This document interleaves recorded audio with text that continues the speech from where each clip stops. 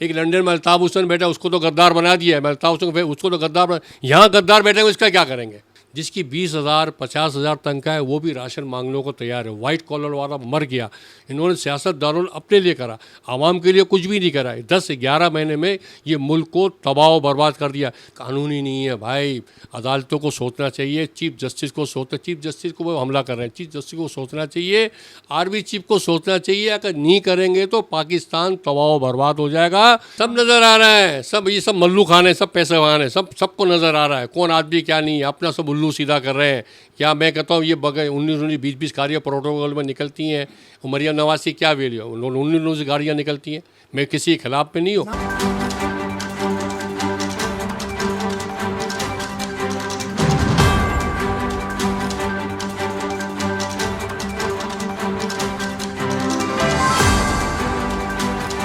CNBC city news पहुंचाएगा हर खबर आप तक। जी नाज़रीन, मैं हूं आपका मेज़बान असलम खान और आप देख रहे हैं CNBC सिटी न्यूज़।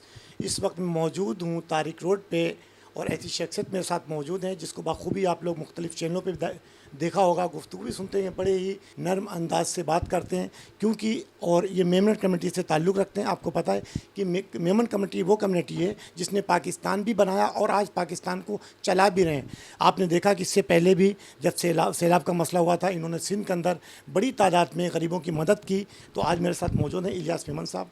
आइए चलता हूँ और पूछता हूँ कि आज जो हालात हैं, क्योंकि इनकी सियासत पे भी बड़ी गहरी नज़र है और एक बिजनेसमैन भी है, तो आइए पूछता हूँ कि क्या कहेंगे आज इस हालात के बारे में। ये भी क्या कहेंगे जिस तरीके से माहौल चल रहा है। आए दिन आपने देखा कि मोबाइलें छीन रही हैं, दुकानों में डकैतियाँ हो रही, चलते हुए लोग छीन जा रहे, तो क्या कहेंगे? आपके तो बड़े एक वक्त गुजारा है, ये सियासत बहुत सी सियासतें भी देखी हैं आपने, हुकूमतों से वाबस्तगी भी रही, तो क्या कहेंगे इसके बारे में? देखिए, तारिक रोड ट्रेड अलाइंस का मैं सदर हूँ। तारिक रोड ट्रेड अलाइंस के ऊपर जो हमने जो यहाँ हमारे अलमुसवा, यहाँ पे हमारे अलमुसवा की एम्बुलेंस भी खड़ेगी और यहाँ कैंप भी हमारा लगेगा। 12 रमज़ान चला हमारा अल्लाह वाला चौरंगी लेके और 4 महीने तक हमारे तमाम मार्केटें हमारे साथ हैं।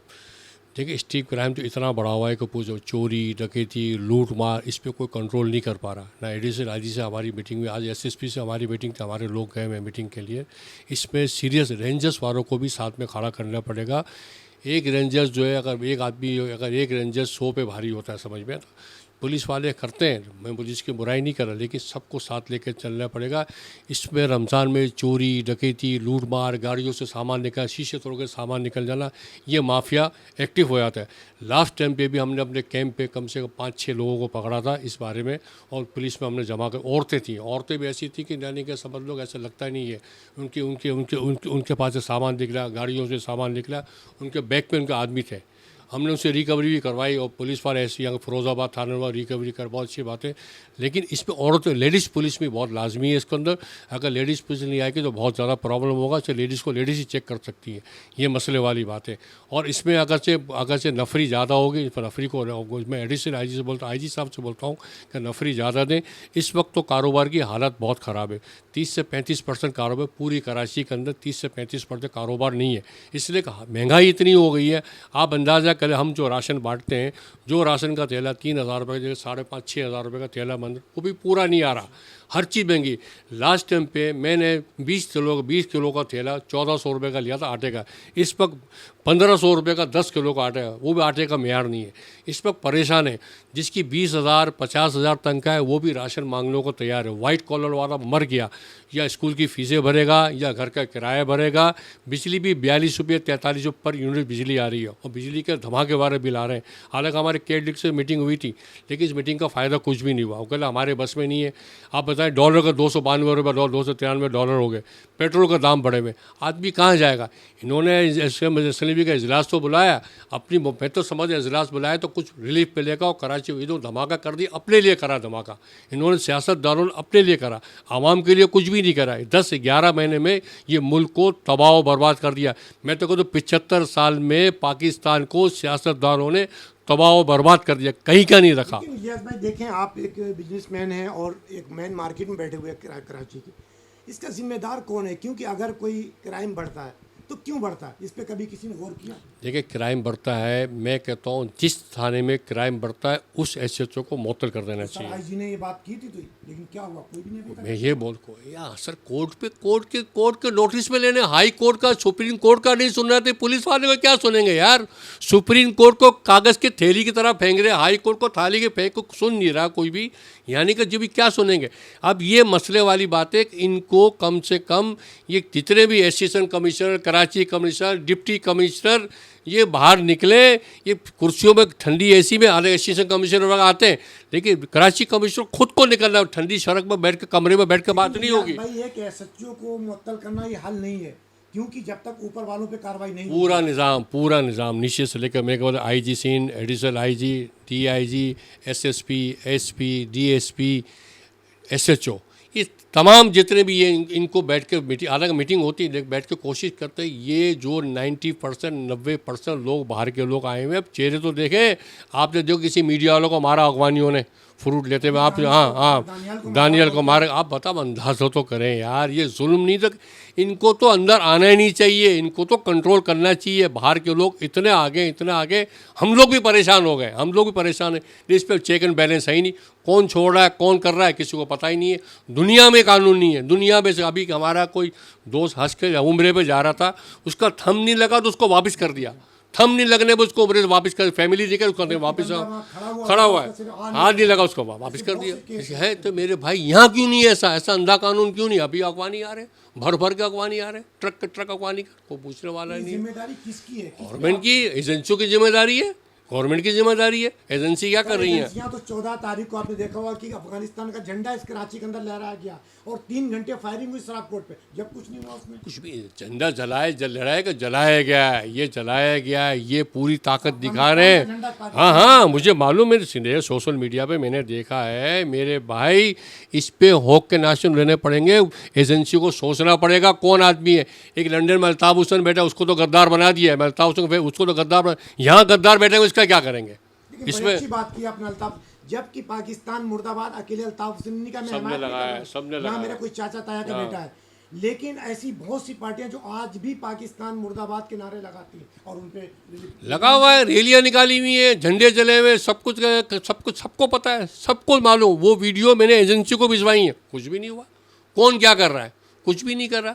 इस पर तो बहुत सख्त किस्म का देना पड़ेगा, कानून बनाना पड़ेगा। इस पे कानून बनाए ना, ये कानून बनाने वाले, ये पाकिस्तान तबाह बर्बाद हो रहा है, बाहर के लोग आके इस पे कानून बनाए। इस पे क्यों नहीं असेंबली में कानून बना रहे? इनको क्यों नहीं बोले इनको बाहर निकाल के फेंको? इनको क्यों नहीं कानून बना? अपने मतलब का कानून तो बना रहे, इस पे कानून बनाए ना। लोग परेशान, तो लोग टीवी में निगाहें देकर तो यार आज असेंबली इजलास बना, इन्होंने अपने मतलब का कानून बना लिया और अक्सर से पास करवा के खत्म हो गया। कानून कौन बनाएगा? आपने देखा इसाक डार साहब तमाम चीज़ें लेकर अपने भाग गए, नहीं आए। उसके बाद जब उनके रिश्तेदार नवाज शरीफ साहब बैठ गए, शहबाज शरीफ, उसके बाद वो फिर आके वजीर दाखिला, तो हमारे सर पे तो इस तरीके से वो तो दूध को धुले वो बन गया ना, वो तो बाहर आ गया ना। इतने केस से आम आदमी की पतली गर्दन को देख लो, कितने केस बना देते हैं आदमी को। आजकल तो नया फैशन हो गया, 50 के, 100 के, 40 के, गली मोहल्लों में, पूरे कराची में आदमी उसमें फंसा रहे। कानून ही नहीं है भाई।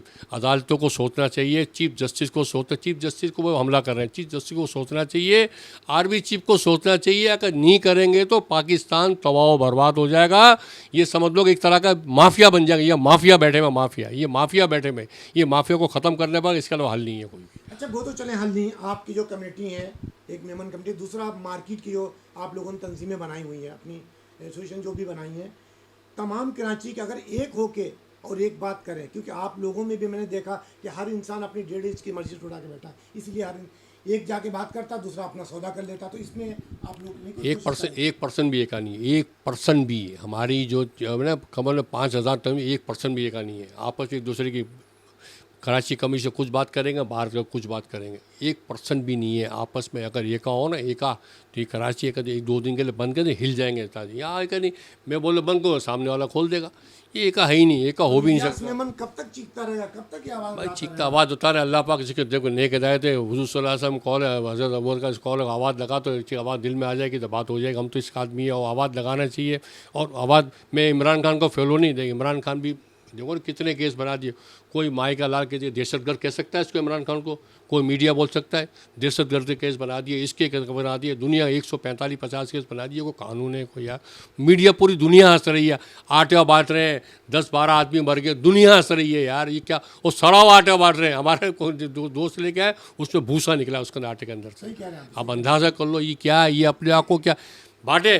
देखो आप दुबई में हमारे अमर इमारात ने क्या करा है, 25%, 30% जितने भी सुपर मार्केट पे डिस्काउंट दे दिया। वो शेख खुद देख चेक करने जा रहा है, कोई प्रोटोकॉल नहीं है। यहाँ तो वजीर आला को बोलो, कोई नासिर शाह को बोलो, 10-10, 20-20 तो गाड़ियाँ प्रोटोकॉल में, कराची कमिश्नर की 10 तो गाड़ी आ जाएगी। भाई बगैर प्रोटोकॉल को निकलो, लोगों को देखो कि कहाँ कौन आदमी गरीब मर रहा है, जब तो पता चलेगा। वैसे पता चलने वाला नहीं है। गरीबी इलियास भाई कैसे दूर होगी? आप लोग तो काम कर रहे हैं अपना, जो आपका किरदार वो हो रहा है, जो भी कम्युनिटियाँ जो भी एनजीओ चल रही, लेकिन हुक्मरानों के ना तो खर्चे कम हो रहे हैं, कोई भी उसमें कमी नहीं हो रही, मजीद उसमें बढ़ती चली जा रही। और हमारा मुल्क किस नहज पे खड़ा हुआ, क्या इनको नज़र नहीं आ रहा? सब नज़र आ रहा है, सब ये सब मल्लू खान है, सब पैसे वाहन है, सबको नज़र आ रहा है कौन आदमी क्या नहीं है। अपना सब उल्लू सीधा कर रहे हैं। क्या मैं कहता हूँ ये बगैर 19-20 गाड़ियाँ प्रोटोकॉल में निकलती हैं। मरियम नवाज की क्या वैल्यू है? 19 गाड़ियाँ निकलती हैं। मैं किसी के खिलाफ में नहीं हूँ, मैंने कुछ भी नहीं। लेकिन सोचे ना, गरीब आदमी पर सोचे ना। गरीब आदमी हाथ फेर दिया, उस पर पप्पी ले ली, उससे थोड़ी फ़र्क पड़ता है कोई भी। मेरे भाई ये तो एक दूसरे पे इल्ज़ाम लगा के पाकिस्तान को तबाह कर रहे हैं।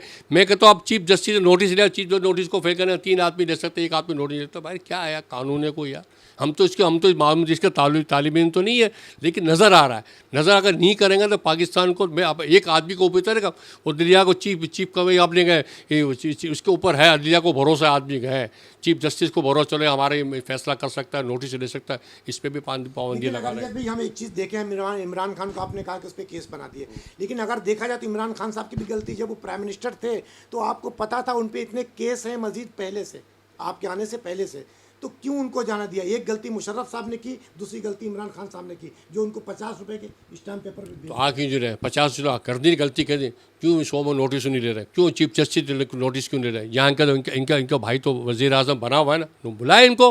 ये तू नहीं आएगा तेरे गर्दारी का चलेगा, बुला उसको। क्यों नहीं बुला? सब मिली भगत है ना। मैं अगर तो मुझे कोई जमानत देगा 50 रुपये का, मैं 4 दिन में नहीं जाऊँगा तो भाई तू आ जा, घर से उठा के ले आएंगे। लेकिन यहाँ तो जितना बड़ा मुजरिम है उतनी ही बड़ी पोस्ट पे जाता है, चाहे वो जरदारी साहब को ले लो, शहबाज शरीफ को लो, कोई भी ले लो, चाहे राना सुल्ला साहब को ले लो। आज मरियम नवाज साहब कहती हैं कि हमारे वालिद के केस ख़त्म होंगे तो वो आएंगे। तो ये पल्ला भारी करो, बल्ला क्या पल्ला भारी करें, क्या बराबर करें? अल्लाह माफ़ करे, बस अल्लाह ताला रहम कर सकता है, अल्लाह ताला बचा सकता है। ये पाकिस्तान को हम तो दुआ कर सकते हैं, ये इसी महीने में पाकिस्तान 27वीं शब को बनाए। अल्लाह पाक ताकि हम तक पाकिस्तान हयात रहे, पाकिस्तान रहे।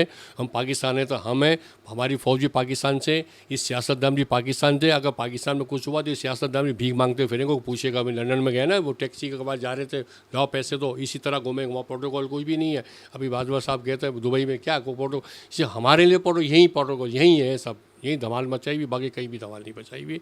इसमें तमाम सियासत लोग, चाहे मैं कि चाहे पीपल्स पार्टी हो, चाहे मुस्लिम नू हो, चाहे तहरीक इंसाफ, हमारे लिए सब बराबर है। ये सबको बैठ के सोचना पड़ेगा, सबको बैठ के बात करनी पड़ेगी, जब भी मसला नहीं, मसला होने वाला नहीं है ये।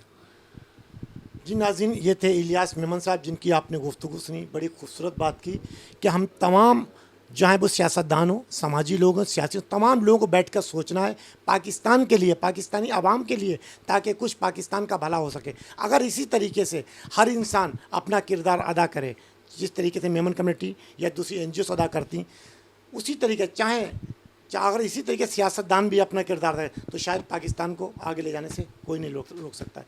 कैमरामैन कासिम खान के साथ Aslam Khan, CNBC city news Karachi. इस वीडियो को लाइक करें, हमारे चैनल को सब्सक्राइब कर बेल आइकन जरूर प्रेस करें हमारी न्यू वीडियो सबसे पहले देखने के लिए।